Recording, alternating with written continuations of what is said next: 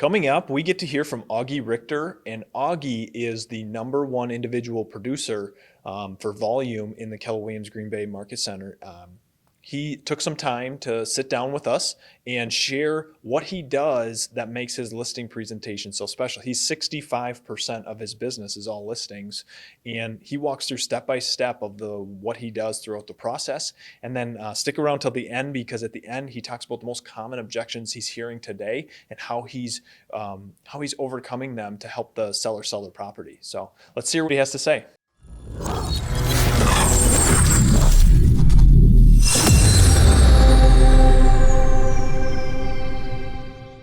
All right, Augie, great to have you here. Thanks again for joining us. You have had a massive year so far, #1 in the Keller Williams Green Bay office in terms of volume for the first 3 quarters of this year. First of all, give us a little perspective. How long have you been in the business? 8 years. 8 years. 8 years and counting. So 8 easy years, right? Yes, yeah, right. No, the first I would say the first 3 was a little bit of a battle, but the last 5 or so has been a lot of fun. Sure, hitting your stride. And tell me, how long has your business been listing heavy? Would you call it? I would say the last 3 years in particular. That's where I started to see my volume increase, and I would say I'm about 65% list side, 35% buy side. What have you so becoming listing heavy is something I preach all the time. Like I want everybody to be listing heavy if they can. What are some of the byproducts, or like what has happened because your business became listing heavy? I've done all the things that a person would do that's just hungry and wants to get the listing. So prior to COVID, I'm still a huge fan of door knocking or cold calling. And then also when I sell a home in a neighborhood, I like to get to know the other neighbors. Mm-hmm. You know, just introduce myself, let them know I'm going to be handling the property, let them know that I'm going to try and get them a great neighbor. Mm-hmm. And that helps me in the future gain a listing in that neighborhood. I love that you'll door knock around your listing, and then you also, I'm sure you pick up buyers or more listings that way as well. Just kind of highlighting your current listing, but then you're growing your business as well. When you're with your business being listing heavy, have you found yourself being able to do more deals per year than if you were working with buyers? Is that a safe assessment to say that there's some leverage in there? Absolutely. You could have as many as a dozen showings, and out of those dozen, maybe I will be showing it 2 or 3 times. And yes, maybe another agent I'll be co-broking with, but out of those 3 people that I showed the house to, that might not be a good fit for them, but it leads to showing them other houses. Mm-hmm. And it's just a trickle down effect that way. So yeah, definitely having the listings is what has led my volume to increase. To continually increase. Yep. Most of your listings are a little bit on the higher end, and they're typically lakefront properties, right? How did you kind of break into that? Like, what was your approach to taking those listings? Yeah. So the higher end is definitely one of my passions. Lake Michigan in particular, just growing up in Manitowoc and being right on the water. Really like networking with the people outside of the area from like Illinois and Milwaukee who have second homes up here, repeat referrals, and people refer to me as a specialist on the lake. How do you get invited to a listing appointment? What do you do to get to the table or get to the house at least? A lot of people know me as I'm not a huge seller. Like I'm just comfortable at listing appointments. I don't try and over push myself onto them. I just want to let the seller know that, I'm going to present all the facts, put it all out there, and then they have the decision to go with me or not. Because people don't look at me, I feel, as if I'm trying to oversell them, just be a transactional agent. I like to get to know the people. I like to get to know their families. and that leads to repeat business. Right. Absolutely. So walk me through between, okay, you're going to go on an appointment. How does Augie think like, okay, I got a listing over there and I've got to go to it on Thursday. How do you prep for that? Walk us through like how you think going into that. Definitely. I'll research the neighborhood, see what's going on with the comps. I love investing an hour or 2 hours of time prior to going to the listing appointment just to gain more knowledge, what's happening in that neighborhood. And just having that understanding really helps me in the presentation. So somebody calls you and says, hey, I'm thinking about selling. Is there something that you do to convert that to an appointment? And tell me about that. Definitely. I let them know I'm going to do a free consultation with them, free comparable market analysis, give them a snapshot of what their home will be worth. They're like, great, phenomenal. Augie's going to come over and do this for free for us. And usually that first appointment, I will then gather more information. And usually I get back to them within a week. I try and keep it a week or less. That way I'm getting back in front of them right away and getting them the numbers and getting them, the plan. So you have a two-step approach to your listing presentation. You go once just to get to know them, their goals, their family, what's happening, the house. Then you within that week, then you go back a second time and say, now that I fully understand your home, here's what I'm thinking. Is that how it works? Absolutely. Okay. Yep. And the reason I do that is because, I've done all my research then. There's no second guessing myself what I feel the home is worth. Do you actually have a presentation, or is it just Augie's going in there, being the market expert, and then convincing them that you're the best choice? Or do you have like printout slides, things like that? I don't use a slideshow or anything of that. I do go in with my analysis, and again, I spend the most amount of time on that because I want to give them all the knowledge that I have and share that with them. And then I do use, like the volume report, showing that I'm a top agent. And even prior to being, number one in our county in the last few years, I would even show myself as the number 6 spot or the 10th spot. Yeah, that's interesting because it's amazing how just as humans, like if you share your goals of what you're trying to accomplish, how much I actually want to help you accomplish that. And one way that I could help you accomplish that goal if we're sitting at that table is by listing my house with you. I want to help Augie on his journey to becoming, who he wants to become in his business. So good for you for sharing actually your production goals in the appointment. I think that's very wise. I think that's very smart. You're at the appointment, like what's like the first thing you do? Do you walk around outside? Do you go right in? Do you try to sit at the table with them? Like you're physically at the appointment. Walk me through that. Definitely. I usually walk up and then I ask the potential seller, would they rather tour the outside first or the inside? And I kind of just go with what they feel, almost as if they were selling the house to me, and Sure. then I get to know a lot about it that I wouldn't have. Is there any scripts or anything that you notice you're using all the time? So you constantly find yourself saying this in that appointment. What is that? I like to talk about the basics to just coach them on, floor plan, different updates. If the house needs updating, I'm going to tell them. If it's dated, I'm just honest with them. But if there's things that we can fix, I'll pitch that to them. Hey, let's get a contractor in here. Let's do this. And get some estimates, and it might help them. How long does your typical listing appointment last from the time you get there till the time you leave for maybe the first one?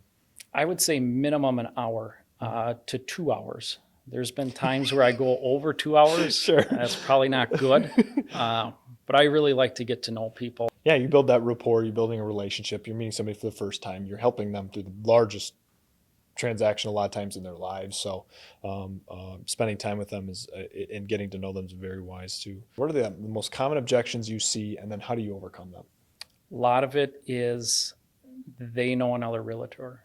I tell a seller, listen, do you want to have somebody list your house, or do you want to go based upon an expert, a professional that does it 365, 7 days a week? I'm always there. I'm full into it. Who do you want to have list your home?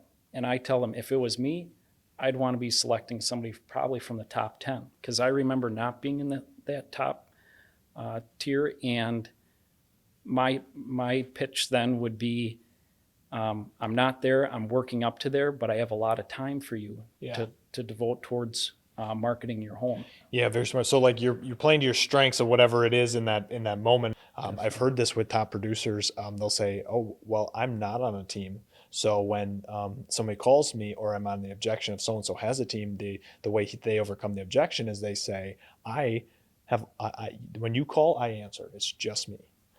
And then when a great team goes in and they have a big team with a big systems and process, and they say, we got this thing broken up and it's systematized and you'll be taken care of through the whole process because we have this person take care of you, this person take care of you, and we have 5 people all here to take care of you.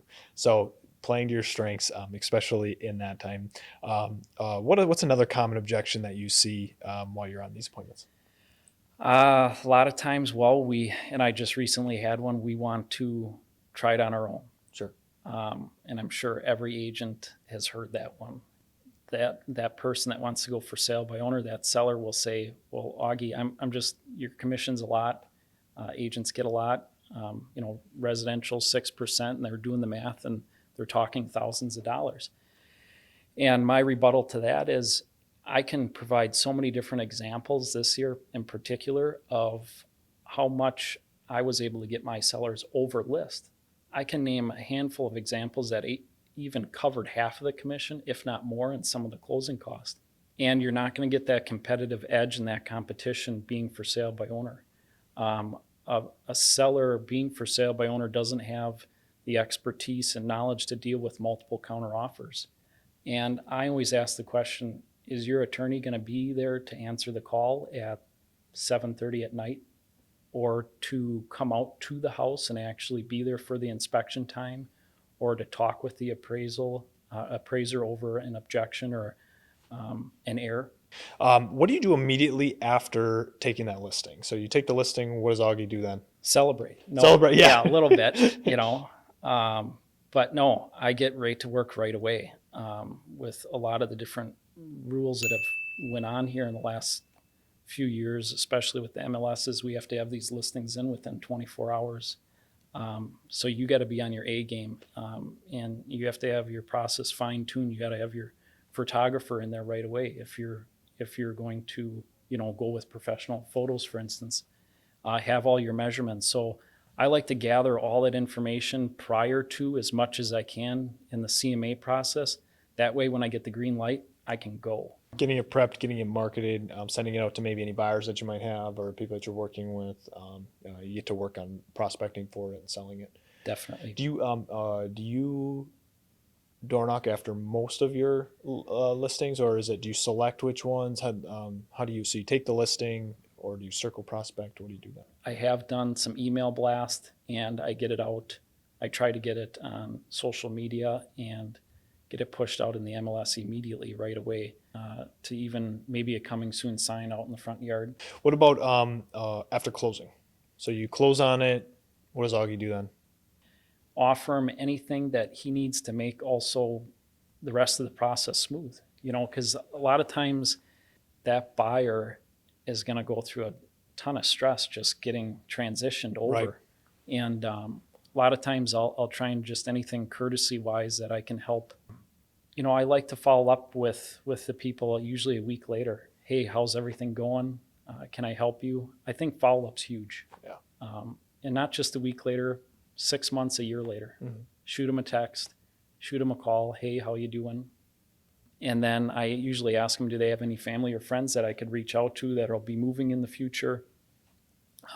Another thing that I think helps is even people that I dealt with 4, 5, 6 years ago, I ask them once in a while, hey, do you want me to do a market opinion for you just to know where you're at? Just staying in touch and letting them know that I'm there for them, and constantly checking up on their home and values, and also any contractors I can suggest. I think that also goes a long way, knowing the electricians, knowing the plumbers that'll show up, be on time, treat people fair. Right.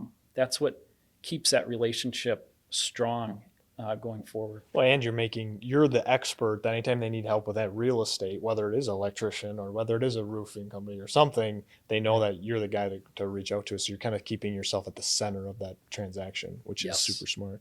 Okay. Is there anything else that you'd like to add that might help another agent win more listings? Yeah, I would say for more rookie agents that go on more joint appointments. I learned so much being with somebody that was in the field for so long, and just like those objections we were talking about earlier, for sale by owner, and knowing another agent, knowing all those objections. Being with somebody seasoned that has been in it for quite some time really helped me over the years, because I saw all those situations and I had the answer. This is another question I like to ask people I interview. If I picked you up, I take Augie and I take him out from your business you've built, and I take you and I drop you, in another state, you don't know anybody, and you're like, you know what, I have to climb back to where I am today, but I have to do it in a new location, no relationships, things like that. Where do you go to start building a successful real estate business? I've been asked that question. Lots of close friends say, why don't you, you do so well in Little Manitowoc, why don't you pick up and go to Miami or something or Las Vegas, where all the big dollar homes are, be that $1 million agent. And I just could never picture that, because I enjoy our small town and knowing the people personally and knowing their families and generations and things like that.